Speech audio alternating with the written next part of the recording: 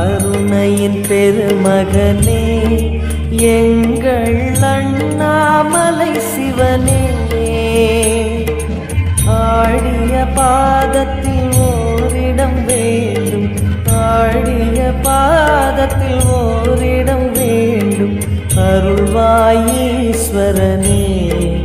அன்பே அருணாச்சல சிவனே.